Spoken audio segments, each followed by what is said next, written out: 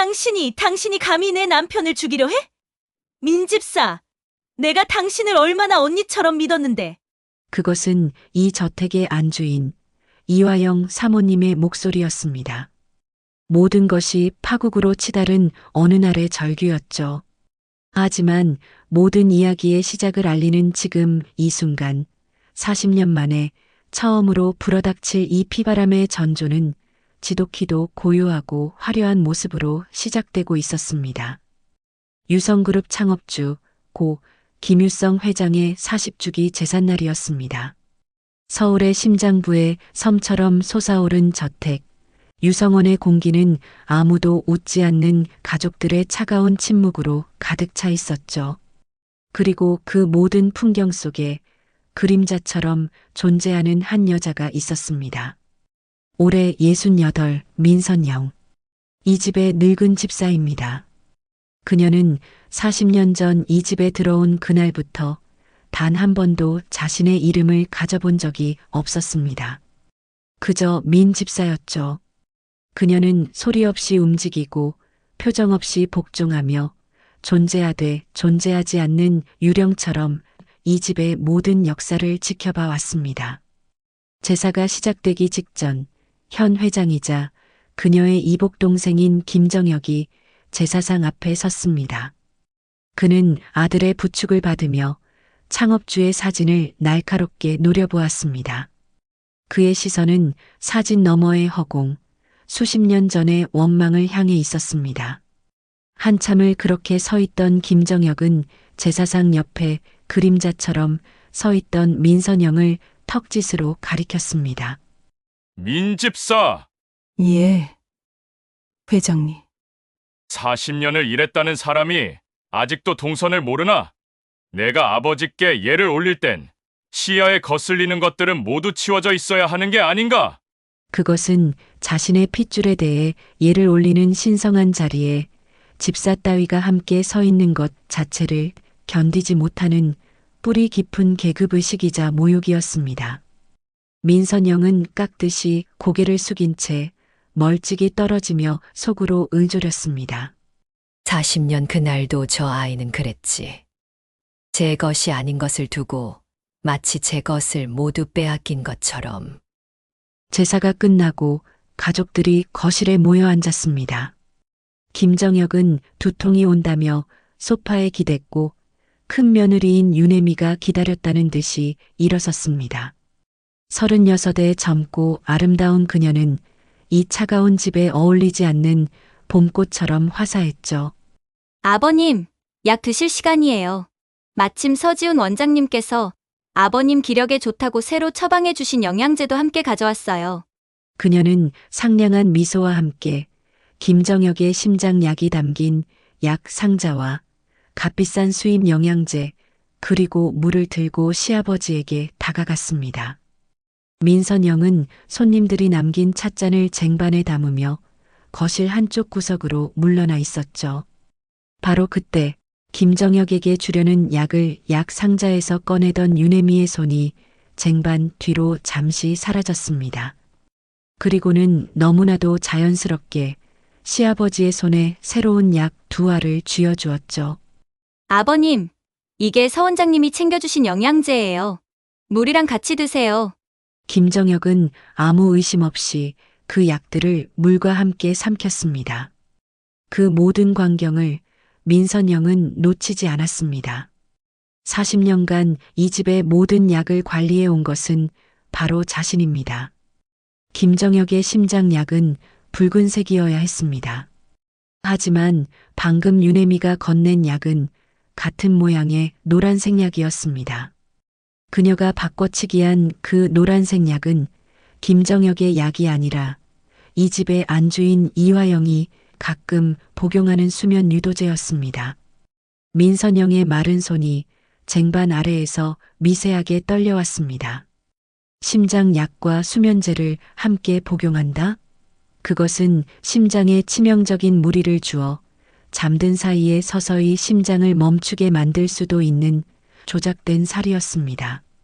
그날 밤 모든 손님이 돌아가고 저택이 다시 침묵에 잠겼습니다. 민선영은 텅 빈 주방에서 홀로 퉁퉁 부은 자신의 다리를 주무르고 있었죠. 그때 이 집의 안주인인 이화영이 조용히 주방으로 들어왔습니다. 그녀는 주방 문이 닫힌 것을 확인하고 나서야 민선영의 거친 손을 자신의 부드러운 손으로 감싸주었습니다. 언니, 오늘 정말 고생 많았어. 아까 남편이 성질 부린 건 너무 마음에 담아두지 마. 민선영이 고개를 숙이자 이화영은 한숨을 쉬며 나지막이 말했습니다. 언니라는 호칭은 둘만 있을 때의 오랜 약속이었습니다. 언니, 혜미 말이야. 걔가 들어오고 나서부터 남편 건강이 더 나빠지는 것 같지 않아? 내가 너무 예민한 걸까? 이화영의 눈에는 이 집의 안주인답지 않은 연약한 불안감이 서려 있었습니다. 민선영은 차마 오늘 낮에 보았던 그 노란색 약에 대해 말할 수 없었습니다. 증거 없는 고발은 40년의 신뢰를 무너뜨릴 뿐이라는 것을 그녀는 잘 알고 있었습니다. 이화영이 돌아간 후 민선영은 자신의 방이 아닌 저택 가장 깊숙한 곳, 아무도 들어가지 못하게 봉인된 창업주의 서재 앞에 섰습니다. 그녀는 40년간 단 한 번도 꺼낸 적 없던 목에 걸린 낡은 열쇠를 꺼내 들었습니다. 이것은 아버지가 죽기 직전 이복 동생 몰래 그녀에게 남긴 유일한 유산. 이 거대한 저택의 모든 비밀이 잠들어 있는 판도라의 상자를 여는 마지막 열쇠였습니다.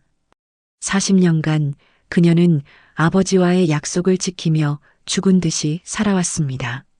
하지만 오늘 밤 그녀는 독사의 이빨을 보았고 유일한 아군의 불안함을 보았습니다.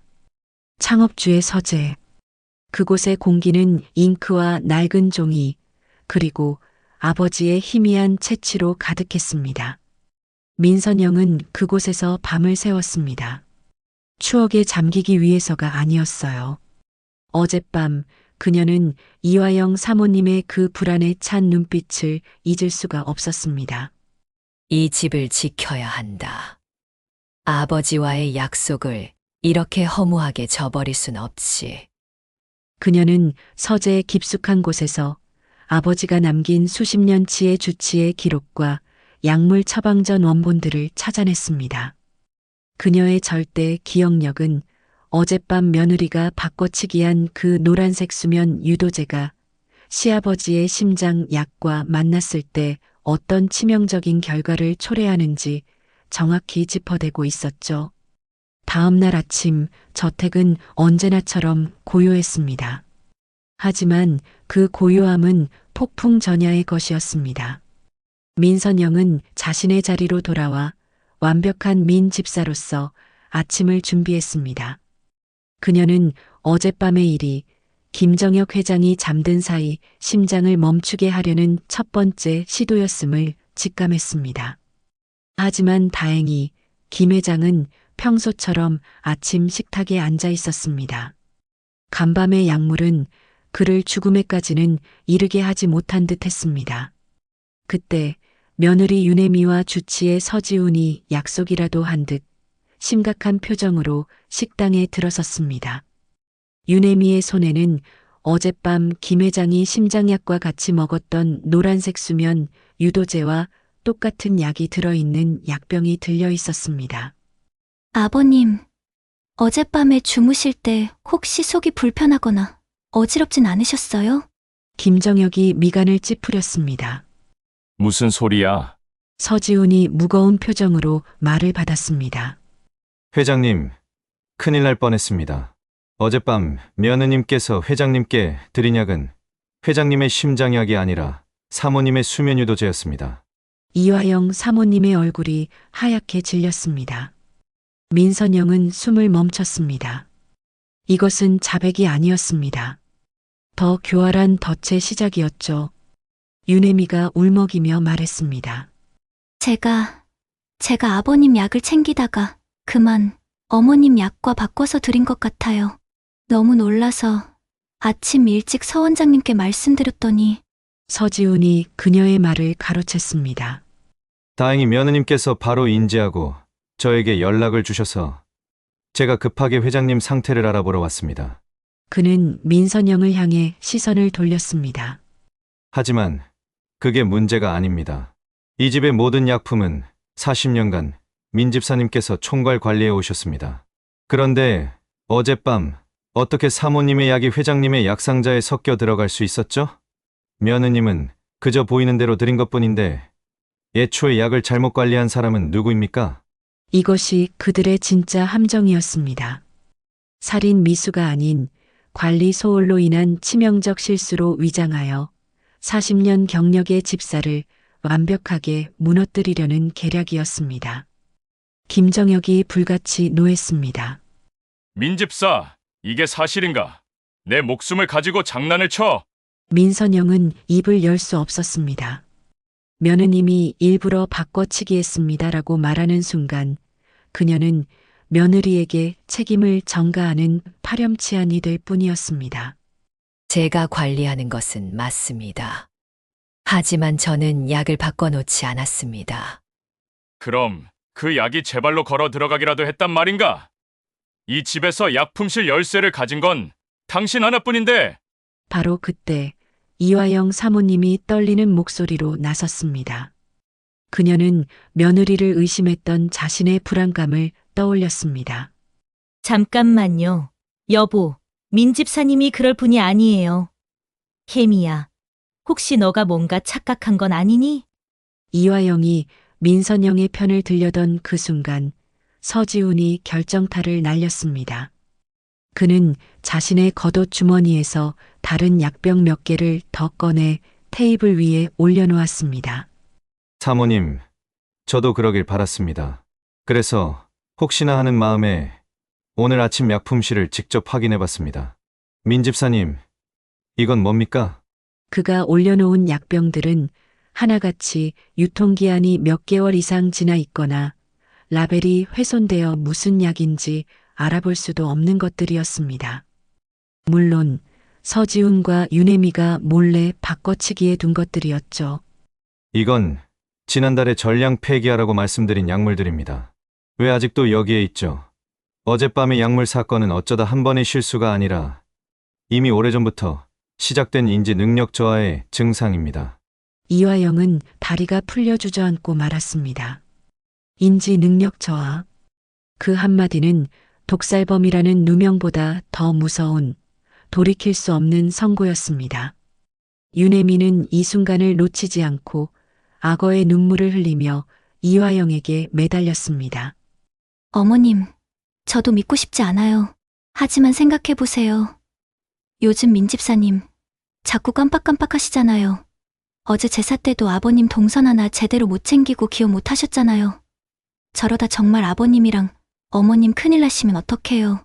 이화영은 40년의 신뢰와 눈앞의 과학적 증거, 그리고 며느리의 그럴듯한 증언 사이에서 처절하게 무너졌습니다. 그녀의 눈에는 자신이 언니라고 불렀던 존재가 세월 앞에 무너져 내린 것에 대한 깊은 슬픔과 공포만이 가득했습니다. 언니, 아니, 민 집사. 이게 어떻게 된 일이야? 설명해줘. 사실이 아니라고 말해줘. 민선영은 아무 대답도 할 수 없었습니다. 저것은 조작된 것입니다라고 외쳐봐야 인지 능력을 상실한 노인의 발악으로밖에 들리지 않을 것입니다. 그녀는 빠져나갈 구멍이 없는 함정에 완벽하게 갇혔습니다. 김정혁이 지팡이로 바닥을 내리치며 최종 선고를 내렸습니다. 당장 저 여자 별채로 내보내. 40년을 일했으면 뭐래. 늙어서 쓸모가 없어졌는데 내 눈앞에 띄는 날엔 바로 이 집에서 쫓아낼 줄 알아. 보안 요원들이 달려와 민선영의 팔을 붙잡았습니다. 그녀는 저택 별채의 작은 방으로 끌려갔습니다. 40년간 쌓아 올린 신뢰와 명예가 단 10분 만에 잿더미가 되었습니다. 그녀는 더 이상 이 집의 집사가 아닌 인지 능력이 쇠퇴한 위험한 늙은 집사로 완벽하게 격리되었습니다. 저택의 별채. 한때는 귀한 손님을 맞이하던 화려한 공간이었지만 지금은 민선영을 가두는 차가운 감옥이 되었습니다. 문은 밖에서 잠겼고 40년간 이 집의 모든 것을 지휘하던 민집사는 하루아침에 자신의 집에서 죄수 취급을 받고 있었습니다. 그녀는 창밖으로 본체의 불빛을 멍하니 바라보았습니다. 지금쯤 주방은 엉망일 것이고 회장님의 약은 뱀의 혀 같은 저것들의 손에 완전히 넘어갔을 겁니다. 그리고 이화영 사모님, 40년의 신뢰가 무너진 그 슬픈 눈. 그것이 민선영의 가슴을 가장 아프게 찔렀습니다. 이화영, 저 집에서 나를 언니처럼 대해준 유일한 사람이었지. 저것들은 나를 쫓아낸 것으로 끝나지 않아. 반드시 회장을 해치고 저 순진한 사모마저 거리로 내쫓을 것이다. 그녀의 텅 빈 눈동자에 서서히 차가운 불꽃이 어리기 시작했습니다.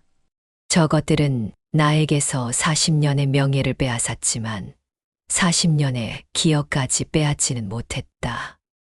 밤이 깊어지고 저택이 완벽한 침묵에 잠겼을 때였습니다. 민선영은 조용히 침대에서 일어났습니다. 그녀는 별채 방 한 구석, 낡았지만 기품 있는 벽걸이 융단 앞으로 다가갔습니다. 그리고는 융단 뒤편의 벽지를 손으로 더듬어 정확히 세 번째 벽돌을 찾아 힘껏 밀었습니다. 끼익, 벽돌이 밀려나며 한 사람의 몸이 겨우 드나들 수 있는 좁고 어두운 통로가 모습을 드러냈습니다. 이것은 40년 전 창업주 김유성 회장이 따로 그녀에게만 알려준 비밀 통로였습니다. 저택을 지을 당시 만일의 사태를 대비해 본체의 심장부와 별채를 연결해 둔 오직 첫 번째 핏줄인 그녀만이 아는 길이었습니다. 그녀는 늙고 지친 몸을 이끌고 망설임 없이 어둠 속으로 들어섰습니다. 통로는 본체의 가장 깊숙한 곳, 바로 창업주의 서재와 연결되어 있었습니다. 그리고 그 서재의 한쪽 벽면에는 이 저택의 모든 것을 기록하는 중앙 보안실로 통하는 또 다른 문이 숨겨져 있었죠. 민선영은 40년 전 자신이 직접 설정했던 관리자 암호를 망설임 없이 눌렀습니다. 삐빅 소리와 함께 수십 개의 모니터가 그녀의 늙은 얼굴을 비췄습니다. 그녀는 이 집의 집사였을 뿐만 아니라 이 집의 모든 눈을 설계한 사람이었습니다. 그녀는 며느리 유네미의 동선을 추적했습니다. 그녀가 가장 자주 머무는 곳, 바로 저택 내의 개인 피트니스 룸이었습니다. 공식적인 CCTV는 아니었습니다. 창업주가 생전에 가족들의 안전을 위해 숨겨두었던 비상 카메라였죠. 민선영은 날짜를 그 제삿날 밤으로 돌렸습니다. 그리고 그녀는 보았습니다. 모두가 잠든 밤 피트니스 룸에서 며느리 유네미와 주치의 서지훈이 격렬하게 키스를 나누고 있었습니다. 그것은 단순한 불륜이 아니었습니다. 자기야, 정말 괜찮겠어? 과연 그 약 효과가 있을까? 약 효과가 없어도 걱정 마. 그래서 일부러 사모님 약으로 바꿔치기 한 거니까. 이제 저 늙은 민집사에게 모든 걸 뒤집어 씌울 판이 새롭게 짜여졌어. 내일 아침 그동안 약품들을 부실하게 관리한 책임까지 몰아붙이면 저 집사는 끝이야. 그럼 회장님 약 관리는 온전히 우리 손에 들어오는 거지. 아, 역시 자기는 대단해. 벌써 거기까지 계획하다니. 민선영은 떨리는 손으로 그 영상 파일을 품속에서 꺼낸 작은 USB에 백업하기 시작했습니다. 이것이 그녀의 첫 번째 열쇠였습니다. 며느리와 주치의의 불륜, 그리고 모든 것을 조작했다는 완벽한 자백.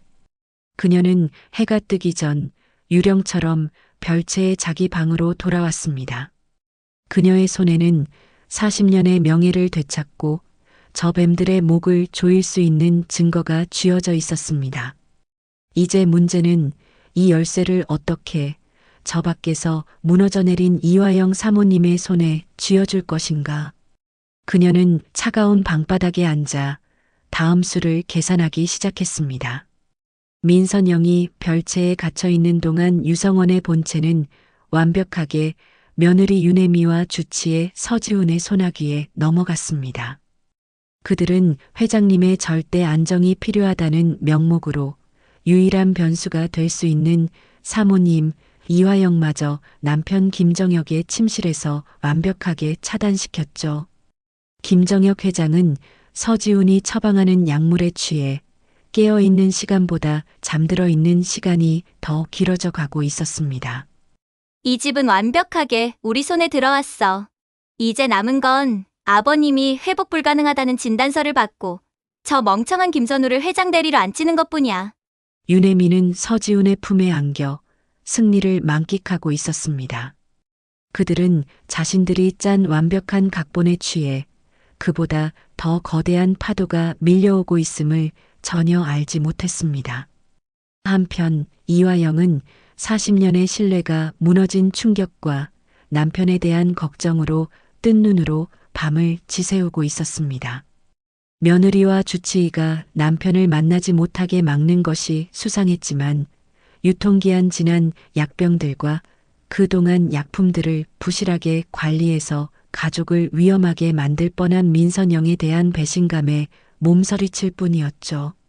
그녀가 혼란 속에서 머리를 감싸 쥐고 있을 때 집안의 원로 변호사이자 유성그룹의 법률 고문인 박 변호사가 다급하게 응접실 문을 두드렸습니다.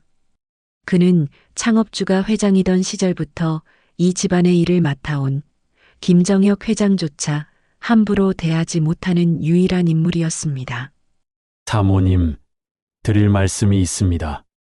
회장님의 병세가 위중하다는 보고를 받았습니다. 회장님을 대신해 사모님께서 아셔야 할 일이 있습니다. 무슨 일이죠, 변호사님? 회사의 경영권 때문인가요? 박 변호사는 무겁게 고개를 저었습니다. 그의 입에서 나온 말은 이화영의 모든 예상을 산산조각 냈습니다. 경영권이 아닙니다. 상속권입니다. 그건 당연히 선우가. 아닙니다. 사모님, 박 변호사는 가방에서 낡고 누렇게 변색된 밀봉된 봉투 하나를 꺼냈습니다. 이것은 창업주 김유성 회장님께서 돌아가시기 직전 저에게 따로 맡기신 조건부 유언장입니다. 조건부 유언장이요? 그렇습니다. 유언장의 내용은 이렇습니다. 만약 내 아들 김정혁이 불의의 사고나 병환으로 그룹을 경영할 수 없게 될 시 회사의 내 모든 개인 지분과 유성원의 소유권은 나의 첫 번째 핏줄에게 즉시 상속된다. 이화영은 숨이 멎는 것 같았습니다. 이 집안의 금기어. 남편 김정혁이 그토록 증오하고 존재 자체를 부정했던 창업주의 숨겨진 첫째 딸. 시골 어딘가에서 죽었는지 살았는지도 모른다고만 알았던 그 유령이 이 집안의 모든 것을 상속받게 된다는 뜻이었습니다. 그럼 우리 선우는? 유언장에 따르면 선우 도련님께는 단 한 주의 주식도 돌아가지 않습니다. 이것이 창업주님의 뜻입니다. 사모님, 지금부터 그 첫 번째 핏줄을 찾아야 합니다.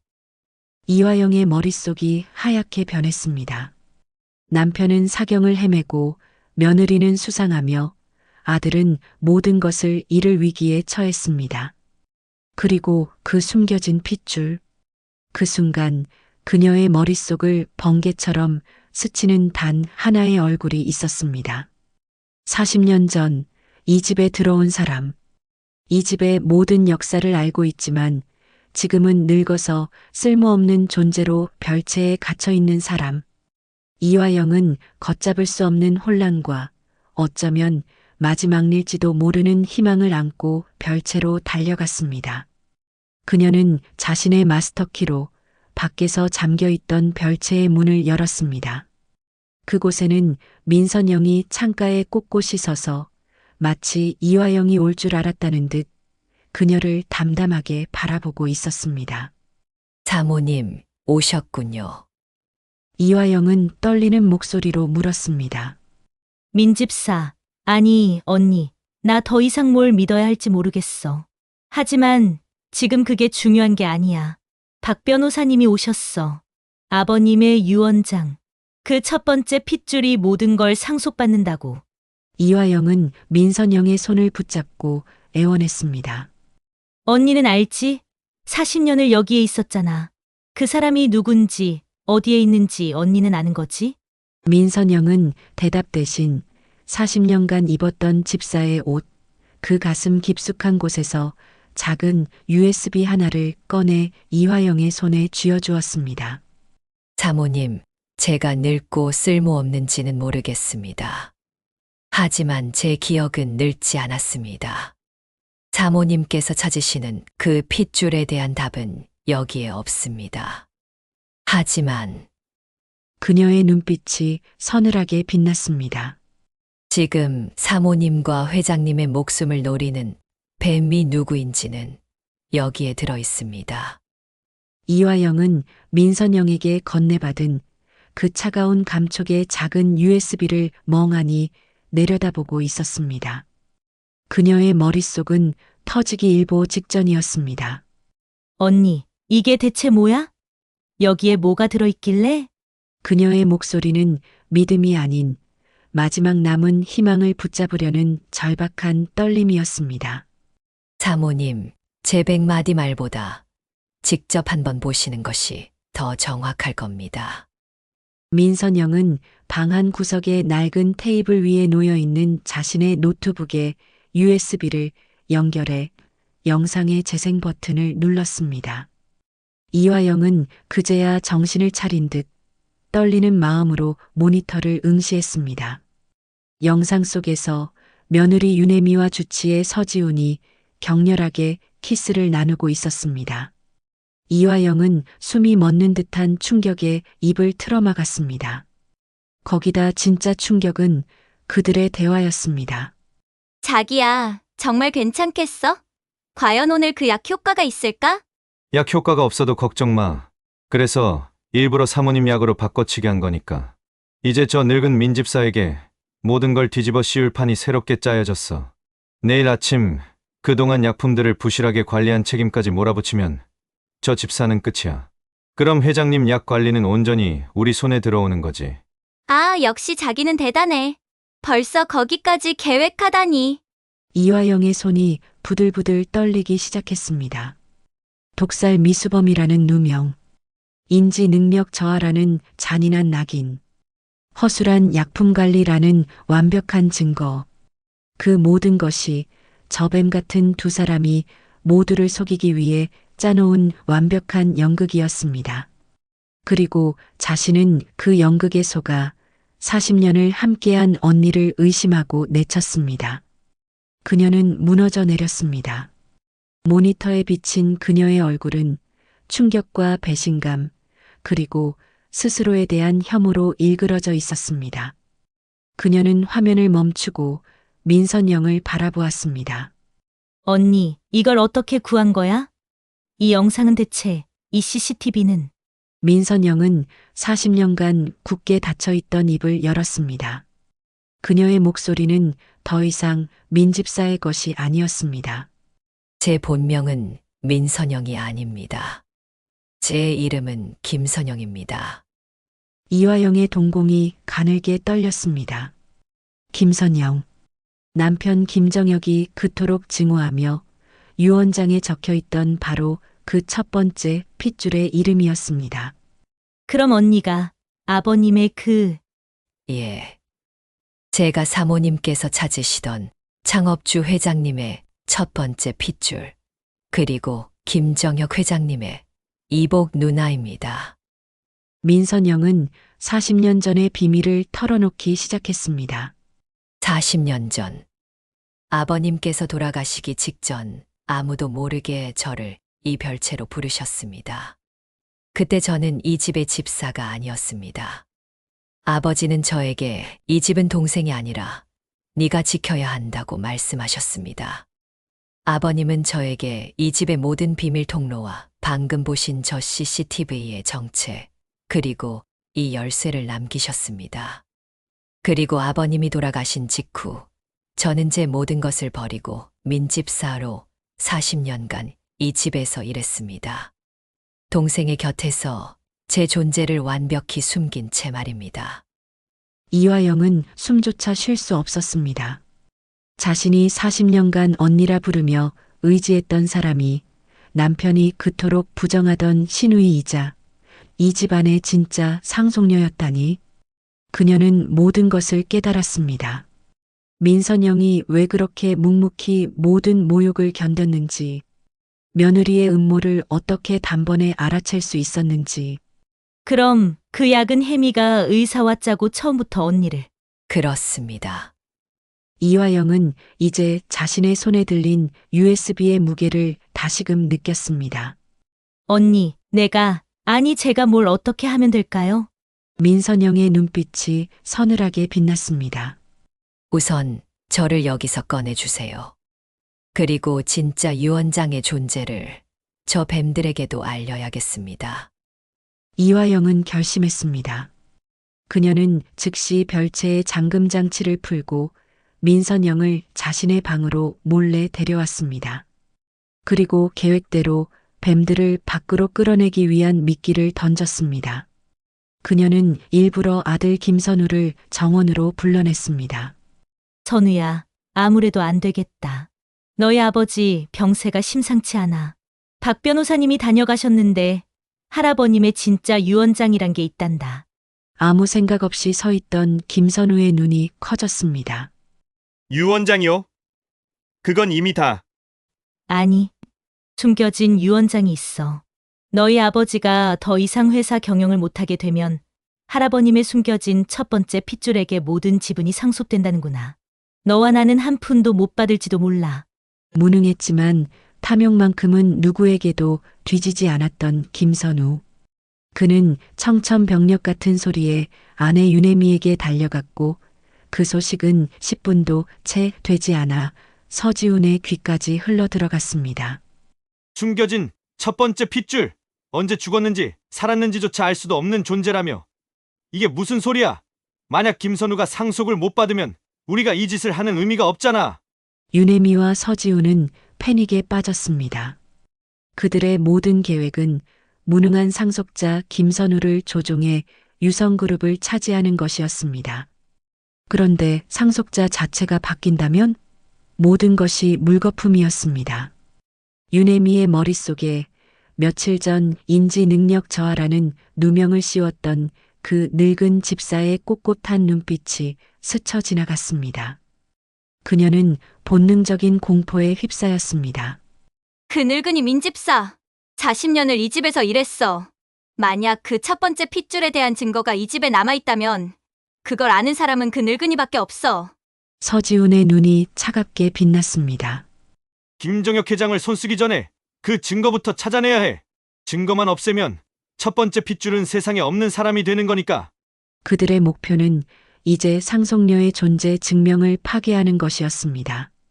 그날 밤 이화영은 민선영의 계획에 따라 그녀가 자신의 신분을 증명할 유일한 증거인 창업주의 머리카락과 잘린 손톱이 담긴 오동나무 상자를 챙겨 박 변호사와 만나기 위해 저택을 빠져나가려 했습니다. 하지만 그들이 현관을 나서려던 순간 유내미와 서지훈 그리고 그들이 부른 보안 요원들이 그들 앞을 막아섰습니다. 유내미는 뱀의 눈빛으로 이화영에게 말했습니다. 어머님, 이런 늦은 시간에 어딜 가시려고요? 이화영이 분노했습니다. 비켜! 네가 무슨 짓을 했는지 내가 다 알아! 무슨 말씀이세요? 어머님, 서 원장님, 어머님께서 지금 제정신이 아니신 것 같아요. 혹시 민집사가 어머님께 무슨 약이라도 먹인 거 아니에요? 서지훈이 나서서 보안 요원들에게 지시했습니다. 민집사가 사모님께도 무슨 짓을 할지 모릅니다. 위험한 물건을 숨기고 있을 수 있으니 지금 당장 저 여자가 들고 있는 모든 물건을 압수하고 별채를 수색해주세요. 이것이 그들의 진짜 속셈이었습니다. 독살 미수범이자 인지 능력이 저하된 노인이라는 누명을 역이용해 혹시 민선영이 알고 있거나 가지고 있는 증거를 찾아내려는 것이었습니다. 안 돼, 나. 이건 내 물건이야. 이화영이 필사적으로 막아섰지만 보안 요원들은 민선영이 품에 안고 있던 작은 오동나무 상자를 거칠게 빼앗아 유내미에게 건넸습니다. 어머, 이게 뭘까? 꽤 고급스러운 상자네? 유내미는 민선영과 이화영이 보는 앞에서 조소 섞인 얼굴로 상자의 뚜껑을 열었습니다. 그 안에는 낡은 천에 쌓인 머리카락 한 줌과 잘린 손톱들이 들어 있었습니다. 유내미는 그것이 무엇인지 단번에 직감했습니다. 이것이 바로 자신들의 모든 것을 앗아갈 첫 번째 핏줄의 증거라는 것을. 이게 그거구나. 그 숨겨진 핏줄의 증거. 그녀는 민선영을 바라보며 세상에서 가장 잔인한 미소를 지었습니다. 그리고는 그 상자를 거실 구석에 있는 장식용으로 불타고 있던 벽난로를 향해 아무렇지 않게 툭 던져 넣었습니다. 안 돼! 민선영이 비명을 지르며 달려갔지만 이미 늦었습니다. 40년간 아버지가 남긴 자신의 존재를 증명할 유일한 DNA 증거가 그녀의 눈앞에서 순식간에 잿더미로 변해버렸습니다. 유내미는 경악한 두 사람을 보며 마치 선심이라도 쓰듯 말했습니다. 어머, 손이 미끄러졌네. 어떡하지? 내가 다시 똑같은 상자로 구해줄게요. 서지우는 모든 것이 끝났다는 듯 만족스러운 미소를 지었습니다. 민선영은 불길 속에서 재가 되어 사라지는 자신의 증거를 보며 텅 빈 눈으로 그 자리에 얼어붙었습니다. 40년의 기다림, 모든 것을 되돌릴 단 하나의 증거, 모든 것이 사라졌습니다. 유성그룹의 긴급 이사회, 공기는 얼음장처럼 차가웠습니다. 한쪽에는 며느리 유내미와 주치의 서지훈, 그리고 그들의 꼭두각시가 된 아들 김선우가 승리자의 얼굴로 앉아 있었죠. 반대편에는 모든 것을 잃은 모습으로 이화영과 민선영이 앉아 있었습니다. 서지훈이 먼저 입을 열었습니다. 그는 준비한 서류를 이사들에게 나눠주며 의사로서의 권위를 내세웠습니다. 의료 기록에서 보시다시피 김정혁 회장님은 안타깝게도 회복 불가능한 뇌 손상으로 금일부로 경영불능 상태임을 공식적으로 선언합니다. 그의 선언은 40년 전 창업주의 유원장이 발동되는 방아쇠였습니다. 모든 이사들의 시선이 박 변호사에게 쏠렸습니다. 박 변호사가 침통한 표정으로 입을 열었습니다. 창업주 회장님의 유언에 따라 이 시간부로 상속 절차는 첫 번째 핏줄에게 개시됩니다. 유내미가 그 순간을 놓치지 않고 일어나 말했습니다. 이사님들, 정말 안타깝게도 저희도 그 첫 번째 핏줄을 찾으려 애썼습니다. 하지만 지난 밤 불미스러운 사고가 있었습니다. 그녀는 민선영을 경멸하듯 쳐다보며 말했습니다. 저기 앉아있는 저희 집에서 40년간 어른들을 모셨던 민집사. 저희는 저분이 그 상속녀에 대한 단서를 알지도 모른다고 생각했습니다. 하지만 안타깝게도 저분이 창업주이신 시할아버님의 유품으로 추정되는 소중한 물건을 어젯밤 실수로 벽난로에 태워버렸습니다. 이사회가 술렁였습니다. 유내미는 이화영을 향해 쐐기를 박았습니다. 어머님도 어젯밤 그 현장에 계셨죠? 저 민집사의 실수로 모든 증거가 사라진 것을 똑똑히 보셨죠? 이화영은 입술을 깨물었습니다.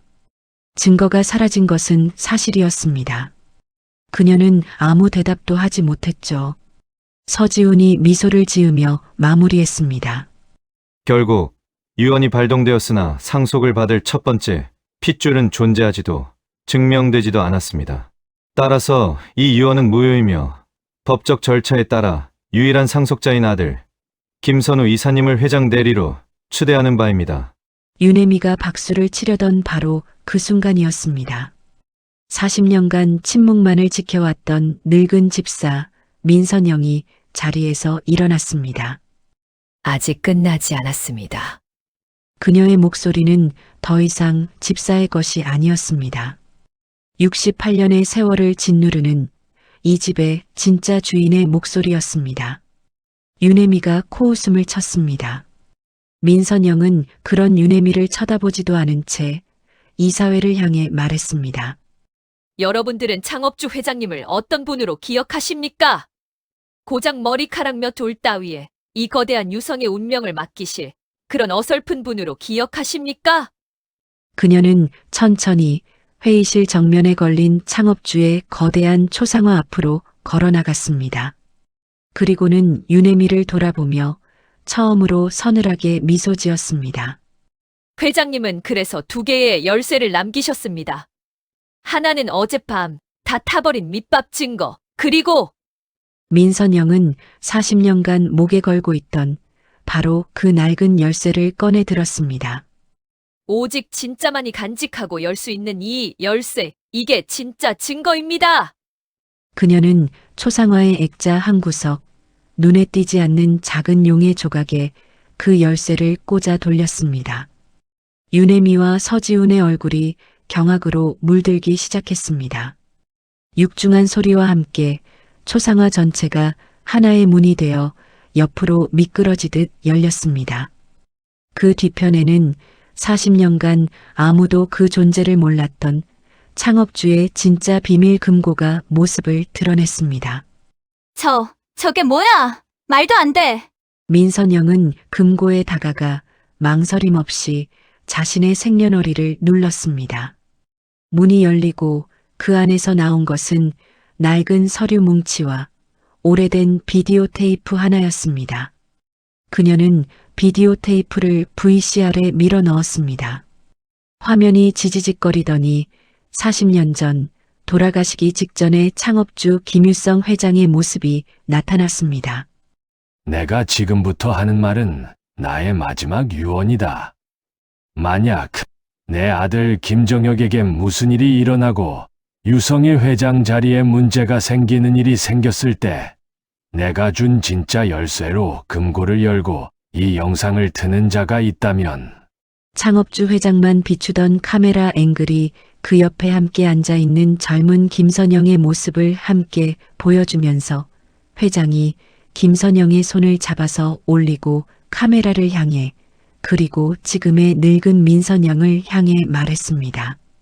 그 아이가 바로 나의 모든 것을 기억하고 나의 모든 것을 상속받을 유일한 첫 핏줄, 내 첫 번째 딸, 김선영이다.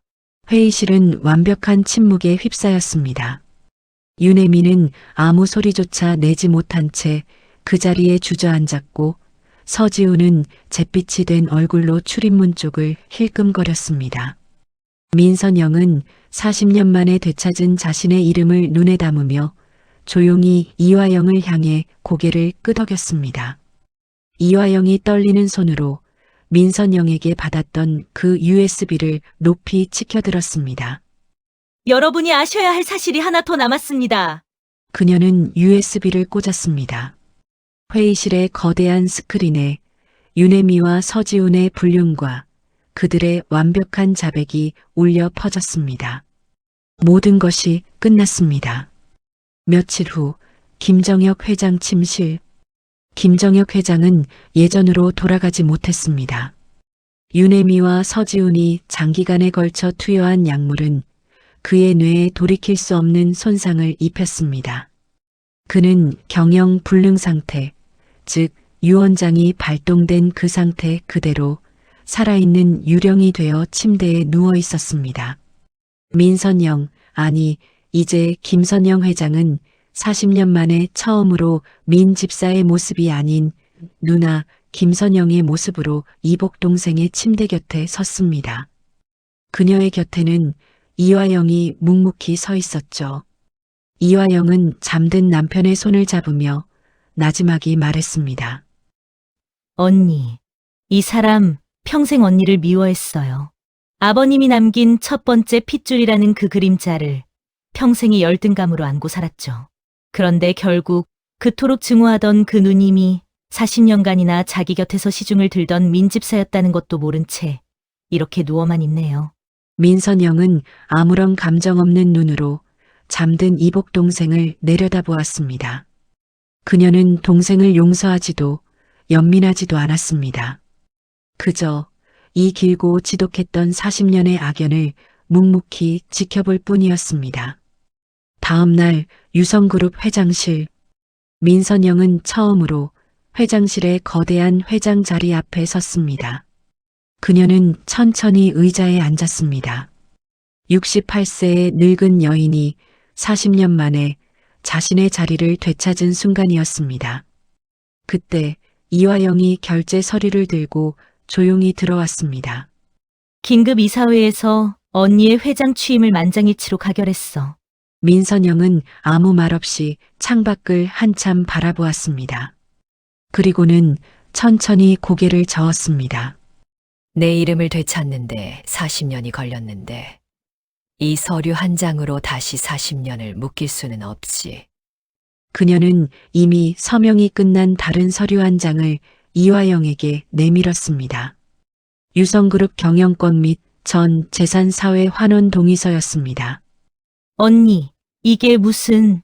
이 회장 자리는 내 아버님의 감옥이었고 내 동생의 독이었습니다. 내 무덤으로 삼을 생각은 없어요. 그녀는 자리에서 일어났습니다. 내 아버지와의 약속은 유산을 지키는 것이었습니다. 이 집을 지켜냈으니 내 약속은 어제로 끝났습니다. 그럼 이제 어떻게 하려고? 민선영은 회장실 문을 향해 걸어갔습니다.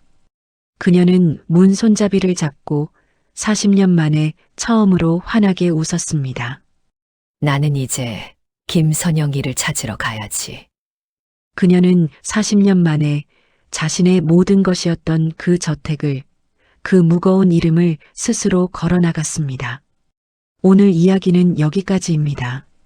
주인공 김선영이 40년 동안 말 한마디 제대로 못하고 그림자처럼 살며 억울한 누명까지 썼을 때 많이 답답하셨죠?